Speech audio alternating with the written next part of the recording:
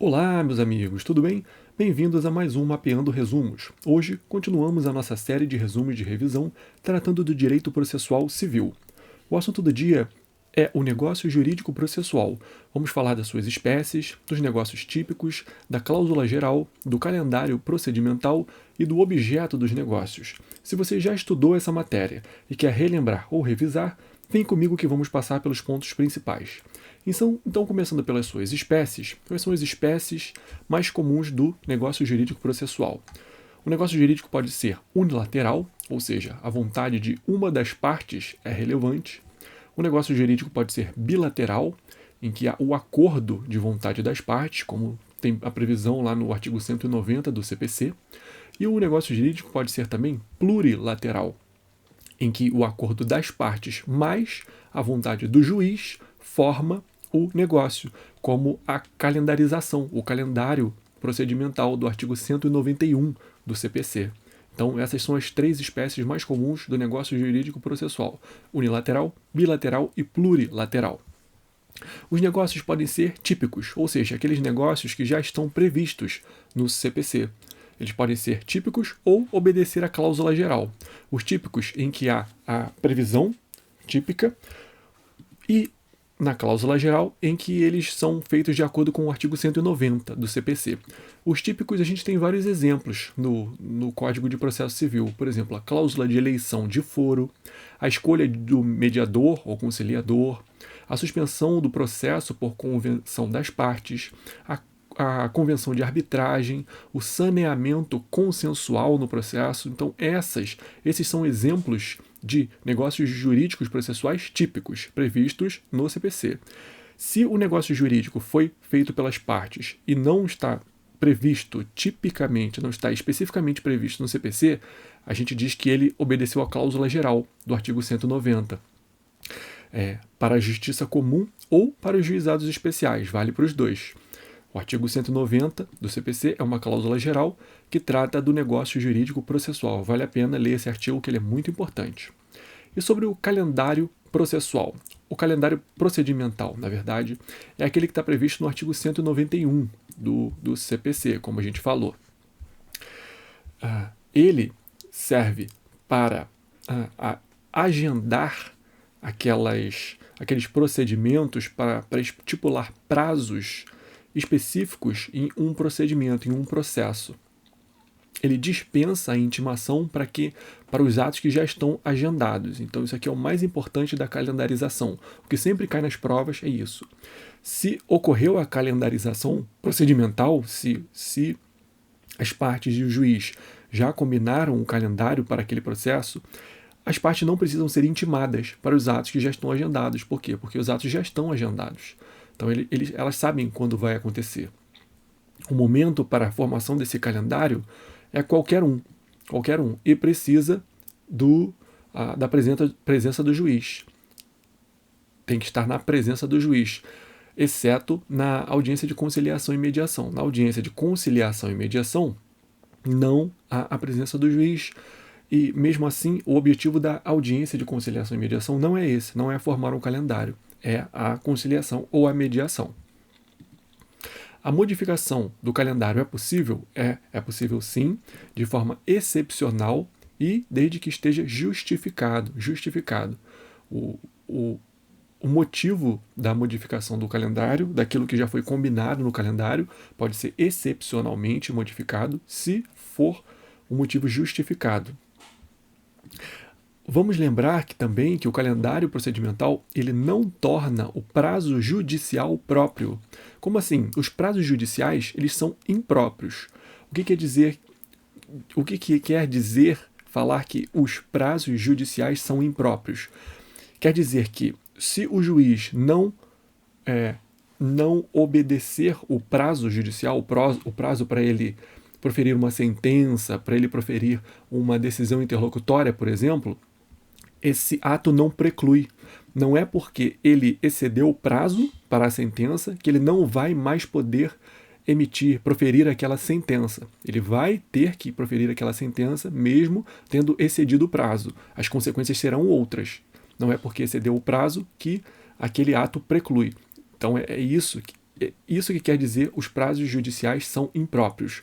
Então, a calendarização procedimental, ou seja, dizer que o juiz proferirá a sentença em 90 dias, por exemplo, se for formado um calendário e for combinado isso, não é porque o juiz excedeu esse calendário, esse prazo que foi combinado, que o prazo se torna próprio, ou seja, não preclui. Ele não vai deixar de poder dever, né, emitir os seus atos, porque o prazo foi excedido. Não, os seus prazos, os prazos do juiz, continuam impróprios, os das partes não. E o Ministério Público? O que faz o Ministério Público e os terceiros intervenientes com o calendário procedimental? Tanto o Ministério Público quanto os terceiros intervenientes, eles devem anuir ao calendário, salvo se não gerar prejuízo para eles. Se o calendário não gerar prejuízo nem para o Ministério Público, nem para os terceiros intervenientes no processo, eles não precisam anuir. Se gerar o prejuízo, sim, aí devem anuir. E o objeto? Quanto ao objeto dos negócios jurídicos procedimentais. Os negócios jurídicos, eles são possíveis quanto à posição processual das partes, quanto ao procedimento. Posição processual das partes quanto ao procedimento. Então, esses negócios jurídicos podem alterar essa posição processual e podem alterar também o procedimento do processo. Procedimento comum, procedimento especial, os prazos, isso pode ser alterado. É alterado por um acordo procedimental que trata da vontade justificada com as especificidades da causa. Ou seja, não é qualquer vontade, queremos alterar isso, chegam as partes para o juiz, queremos alterar isso aqui, temos um negócio jurídico processual, obedecemos a cláusula 190 do CPC, queremos alterar isso aqui no processo. O juiz vai perguntar qual é a justificativa para alterar esses casos, esses prazos, esse procedimento, de acordo com as especificidades da causa. Por que vocês querem alterar isso?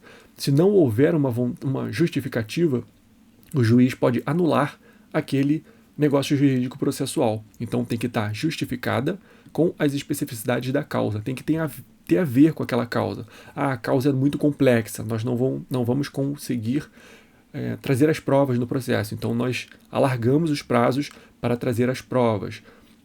Aí sim, o juiz pode realmente acatar aquele negócio jurídico processual. As posições processuais não precisam.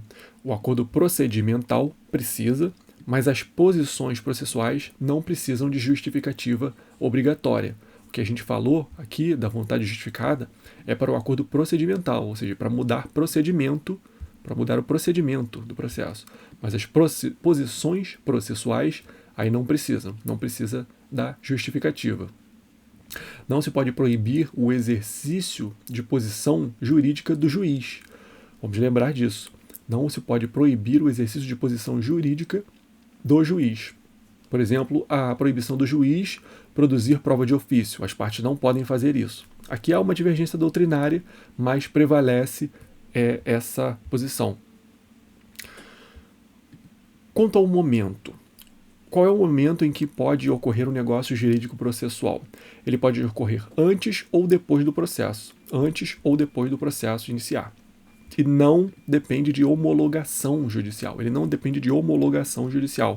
Lembra aqui que se a vontade quanto ao acordo procedimental não for justificada, o juiz pode anular o negócio jurídico processual, mas não precisa da anuência dele. O que precisa da anuência é lá embaixo, é o calendário procedimental. Aqui sim, precisa. Mas o negócio jurídico processual do artigo 190, da cláusula geral do 190 do CPC, não precisa da homologação judicial. Não depende de homologação judicial. Se o juiz achar alguma irregularidade, ele anula aquele negócio. Mas o negócio existe. Quanto aos requisitos formais do negócio jurídico. Requisitos formais. Tem os requisitos gerais do artigo 104 do Código Civil, ou seja, agente capaz, objeto lícito, possível, determinado ou determinável, e a forma prescrita ou não defesa em lei. aqueles requisitos gerais. Tem que ser direitos que admitem autocomposição, aqui é importante. A gente não está falando de direitos disponíveis ou indisponíveis, não. O que a gente está falando aqui são direitos que admitem autocomposição, porque podem existir direitos indisponíveis, ou seja, direito que a parte não pode abrir mão, mas que admite autocomposição.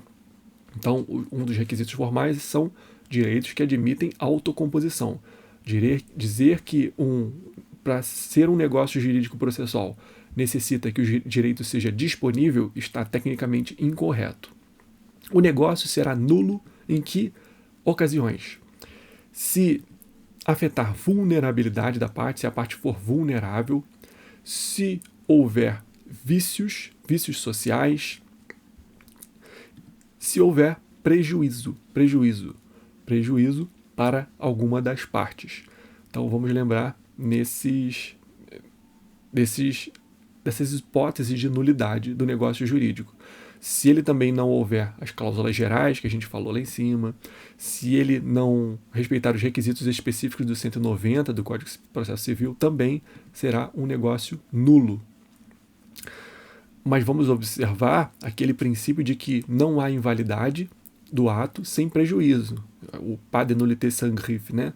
Então vamos lembrar disso. Para que ocorra a nulidade, tem que ser demonstrado que houve um prejuízo para alguma das partes.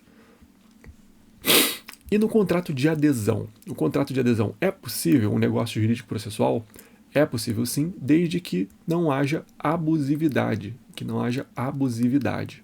A inserção abusiva é que torna nulo o negócio. Por exemplo, observar o contraditório, esse tipo de coisa. E os limites à liberdade? Os limites à liberdade de formar um negócio jurídico processual, de negociar quanto ao procedimento, eles são as normas cogentes e fundamentais, por exemplo, os direitos fundamentais, as normas de direito público, e a realidade, ou seja, a realidade é um limite à liberdade do negócio jurídico processual. E quanto à decisão de invalidade, cabe algum recurso? Aqui há uma divergência doutrinária. O Didier, ele diz que cabe agravo de instrumento, numa interpretação extensiva do artigo 1015, inciso 3. Didier defende que cabe agravo de instrumento quanto a essa decisão de invalidade do recurso. Já o Daniel Assunção, ele defende que caberá ou apelação ou mandado de segurança. Apelação ou mandado de segurança, a depender do caso, que é uma divergência doutrinária. Então, pessoal, esses são os pontos mais importantes dos negócios jurídicos processuais. É um tema bem curtinho, é um tema bastante interessante, novidade do novo CPC, trazer essa cláusula geral do artigo 190, mas é um tema que a doutrina já trata há algum tempo. Espero que vocês tenham gostado, espero que tenha ajudado. Se vocês lembraram de algum ponto importante, deixem aí nos comentários. Compartilhe esse vídeo com aqueles que estão estudando também, estão nessa luta com a gente. E compartilhe o conhecimento, que é o mais importante. Até o próximo vídeo, um abraço e tchau, tchau, pessoal!